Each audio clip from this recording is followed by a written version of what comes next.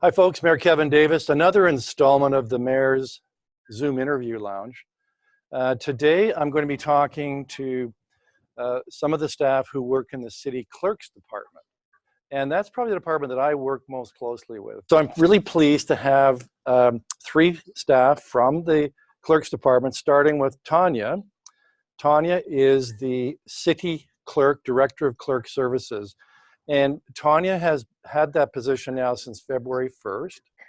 And she's been doing a great job, especially having to deal with everything that COVID-19 has done to cities and how they run their council meetings.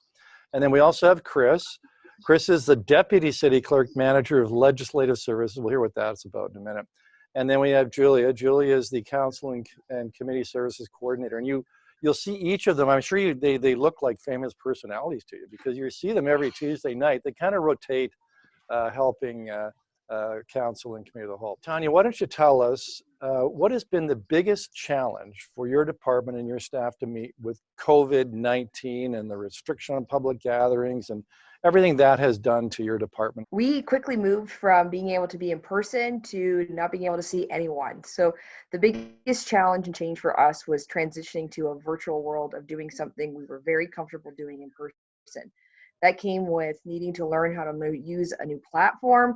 It came with even having to recognize how much nonverbal communication can actually assist you and how you can function around not being able to have those nonverbals. I know exactly what you mean, because when you're in a meeting, you often take your cues from the body language of other people, and Zoom is better than certainly audio, but it's still not the same. Exactly. And I got to thank you. I think you've done a great job under a lot of pressure to give us a format, all of you, that actually is working. What has been happening, behind the scenes for you and your staff as you're dealing with COVID-19? So the behind the scenes, the things that you don't see to the viewing public are hours of prep work and determination to make these meetings go as smoothly as possible. During the actual meeting, we have a team of about 4 staff, which include IT, that attend and really help to maneuver behind the scenes, make sure everyone gets online on time, and then gets that meeting going as smooth as possible. The same is the link for staff. We've worked closely with all staff, training them, getting them ready for Zoom, because it's a completely different experience for them as well. Right. And I got to ask you, Tanya, I know the viewers probably going to be wondering, what's with the guitars on the wall behind you? I was very fortunate to marry a musician, so we proudly display some of the equipment that we have in our house. And so I thought, what better than to have that in the background? Yeah, absolutely. Looks great. So Chris, tell me, what's it like for your team? Because you're doing the legislative services. Maybe tell us a little bit about that and how COVID-19's impacted your team, your colleagues, and how you're working. For us, it's everything that has to do with council, formulating the council agenda, working with the councilors to work through amendments, to work through resolutions. And for us right now, our biggest priority is ensuring that our Zoom meetings are working well, and that we're conducting research, looking at other municipalities to see how they conduct their meetings. We're kind of picking and choosing, okay, we like this concept, let's incorporate that. We don't like how this municipality did that. So for us, it's really just focusing on how can we make our meetings the best possible. We're using Zoom every day, and we're trying to have a really in-depth understanding of how Zoom works and how we can add that added value to our council meetings. Chris, a large part of our meetings is having the public involved. Normally we'd have delegations who can come to us and talk to us about something that's on the agenda. So how are we accommodating that right now, and how have we done that the last couple of weeks? Right now, all our meetings of council, they're all broadcast on YouTube, thanks to the help of the IT department. They've really been an integral part of helping us get to the point that we're at right now. As for providing comment to council, we are allowing written correspondence to be delivered to members of council. Julia, what are we doing to allow for more extensive community involvement, public involvement, to speak to items on our agenda? But are we trying to move beyond that and have something that's closer to what we normally have? Yeah, for sure. We're looking at advancing those processes.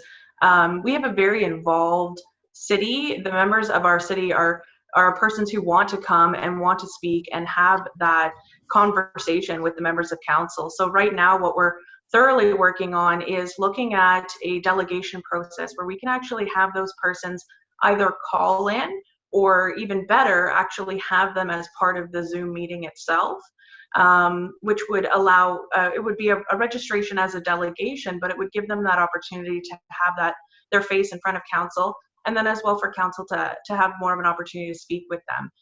So we're looking at this from a delegation perspective, as well as statutory public meetings, which are the larger ones that have to do with zoning and things like that. So it's a lot to take in, but we're it's going to be something that's better for the public, and it streamlines our meetings to a more normal process.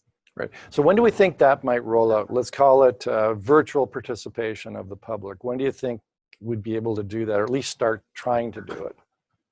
Yeah, so we've actually thought about that as well. We're hoping that our first virtual participation will be the first meeting in June, actually. Right. And for the public that's watching, I mean, the main problem we have with public coming to us is that rule about no more than 5 people in a gathering. And when we have a council meeting, there's already 5 of us there. There's myself, the IT staff person, and at least 3 from Clerk's department. So it's probably going to be some time before that public gathering rule is lifted, and it'll probably come in stages too. So I suspect we'll be having to use this format for the public, I think, for at least several months, probably going into the fall, I would think. Right. So it's really something that we have to figure out, because it is going to be that valid, very specific item that we need to have for the public. And it could last quite a while. So yeah, we're really excited about getting this rolling so that the members of the public can participate in many different ways. Yeah. So Chris, back to you. What do you miss most since COVID-19 pandemic began? Because there are certain things you did that you can no longer do. Tell us about that. Yes, and that is weddings. We've had to put the weddings on hold because City Hall is closed and we can't have a gathering of more than 5 people. There is a report coming forward to council in the near future, providing a recommendation to delegate more powers to additional staff to be able to perform marriage ceremonies. What we envision in the future is to be able to offer wedding ceremonies on additional days and with more increased time slots. So that's going to allow us to accommodate a greater amount of weddings, because I know a lot of people out there want to get their marriage licenses and they want to get married, right? So we're definitely anticipating a big impact on that aspect of our department. Yeah, we've been able to do that now for about a year, right? Doing weddings. And you do a great job. It's usually Fridays, right? Friday afternoons, and actually right in the city council chambers. That's correct. Yeah. So, in fact, I'm jealous watching you doing those weddings. I want to be able to do one, but a mayor can't do it. So, last question goes to you, Anya. Tell us about what, I mean, the city clerk's department is a lot more than just work on council meetings and prepare for council meetings. Yeah, so we are a small but mighty team. So we also have our licensing branch, our records and FOI branch, and then insurance and risk management. Legislative is the one that mostly gets the TV time, but those other ones are a very important part of our team. They're also coming up with innovative solutions and finding different ways that we can serve the public. One of those things is actually what you'll see coming forward is a solution for the business community, because we issue business licenses through the clerk's department. And what we don't want to see is that businesses that haven't been able to renew their licenses before the expiry be penalized for that when they're not operating due to COVID restrictions. So we're going to provide a solution to council for your consideration here in the near future. I'm very glad to hear that. And things like simple as lottery licenses. Now, mind you, there won't be many groups doing events that they need a lottery license for, but that's an important part of what it is that your department oversees.